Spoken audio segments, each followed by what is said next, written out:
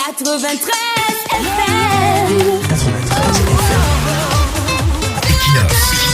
Radio.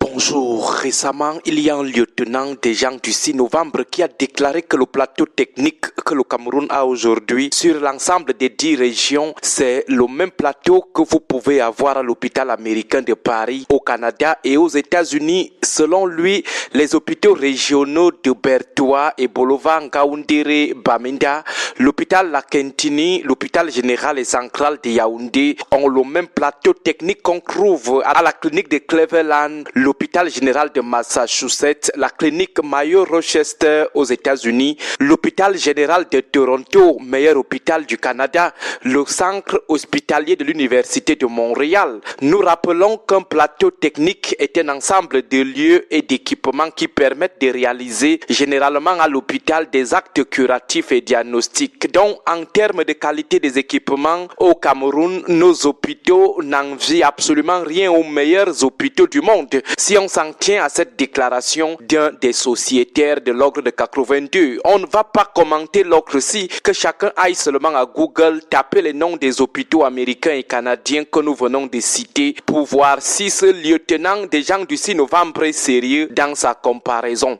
Nous n'allons pas commenter ce genre de déclaration qui peut nous perdre inutilement le temps. Parlons plutôt de l'hôpital camerounais que nous fréquentons chaque jour. L'hôpital au Cameroun, c'est le mauvais accueil des patients et de leurs accompagnateurs. C'est comme si les malades viennent seulement agacer les infirmiers et les médecins.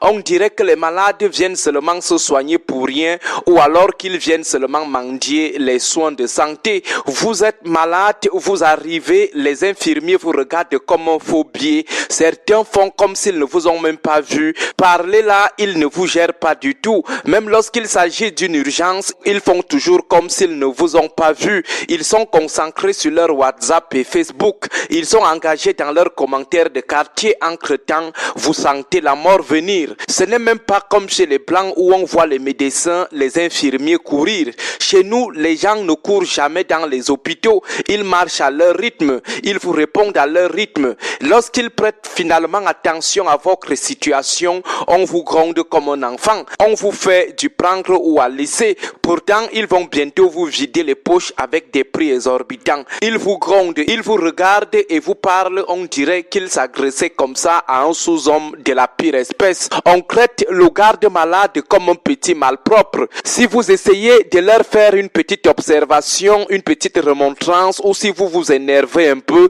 vous avez provoqué la guerre mondiale. Vous avez aggravé votre situation. Vous êtes obligé de rester posé, docile, mais en voyant votre bébé, votre proche en train de convulser, en train de mourir. Leur expression fétiche qu'ils lâchent souvent cyniquement aux patients, c'est la suivante. Nous ne soignons pas la mort. Si c'est qu'il va mourir, il va seulement mourir. Avec ce type d'accueil, on accélère immédiatement l'état du malade.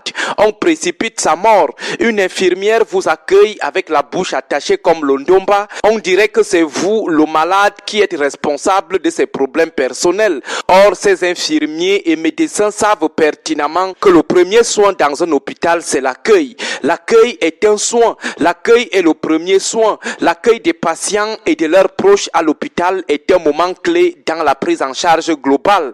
L'accueil conditionne l'accompagnement des personnes à se sentir rassurées, bien orientées. Lorsque vous frustrez déjà le malade, vous aggravez son état. Vous faites en sorte qu'il doute de la qualité de vos soins. Vous ne le permettez pas de réagir positivement à la prise en charge parce que tout est d'abord psychologique. Nos hôpitaux, c'est le tâtonnement dans la prise en charge, soit à cause du manque de concentration, soit à cause de l'incompétence. Lorsqu'on vous abandonne encore entre les mains des seuls stagiaires, ces petits enfants qui sont ancrés hier dans les écoles de médecine grâce au favoritisme et à la corruption, vous le malade, vous devenez seulement leur cobaye.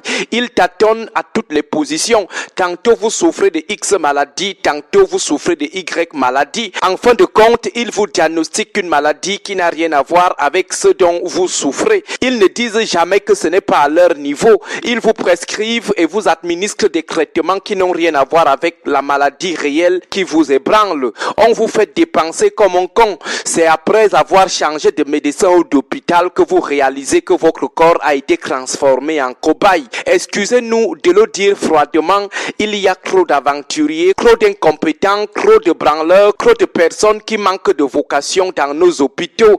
Nos petits séjours dans les hôpitaux ces derniers temps nous ont amenés à conclure que les erreurs médicales et la cherté des soins sont à l'origine de l'aggravation des cas ou de la mort précipitée de plusieurs malades. Le simple fait de penser ce qui vous attend dans nos hôpitaux camerounais, vous, le malade, vous commencez à dire votre dernière prière ou vous commencez à remettre tout entre les mains de la chance ou entre les mains de Dieu.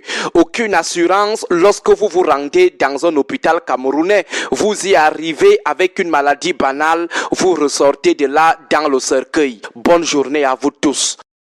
93 FM.